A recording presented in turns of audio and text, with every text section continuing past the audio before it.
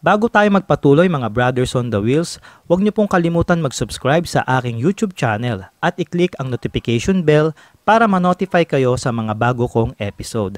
At i-like niyo na rin po ang aking Facebook page para ma-update kayo pagdating sa motorsiklo. Marami ang nasasabik, marami ang naghihintay, at dumarami rin ang mga haters ng bagong maxi scooter ng Rusi Motorcycles, ang RFI 175. At wala akong pake sa mga haters. Nandito ako para i-update ko kayo kung ano ang mga progress at status ng Rusi RFI 175 maxi scooter. Ayon sa mga source at chismis, ito ay under production na at may mga na-produce na ring unit. Sigurado waiting na lang ang Rusi Motorcycles sa pagtapos ng lockdown para ma-distribute na nationwide sa mga outlet at mga branches nila.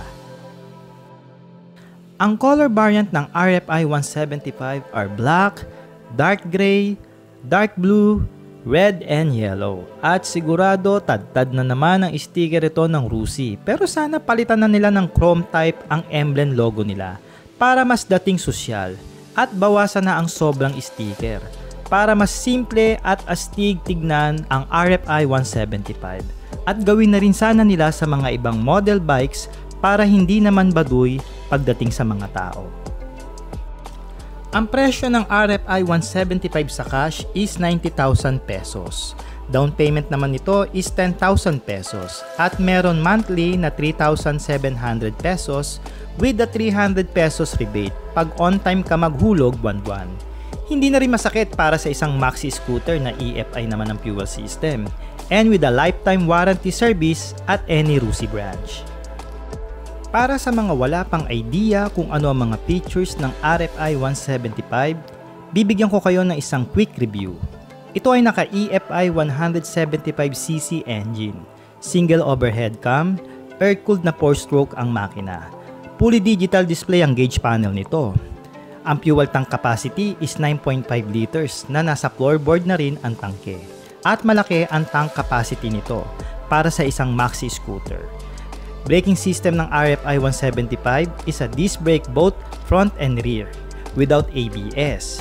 Feature rin nito ang keyless system katulad sa mga branded. Ito ay gumagamit ng 14 inches wheel mugs na may tire size na 130 by 70 sa likuran at 120 by 70 naman sa harapan. Suspension dual shock sa likod at standard telescopic port naman sa fronta. Kasya rin sa compartment nito ang isang full face helmet, mga tools at mga essential gear sa riding.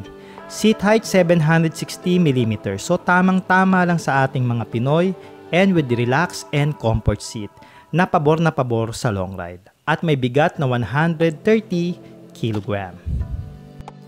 At least kahit paano na-produce na ni Rusi Motorcycle ang isa sa mga demo bikes nila at sana magtuloy-tuloy na maiproduce ang iba pang mga demo bikes. Salamat Rusi at natupad mo ang hinihintay naming maxi scooter. Ang tanong, matibay kaya ang makina at ang mismong motor?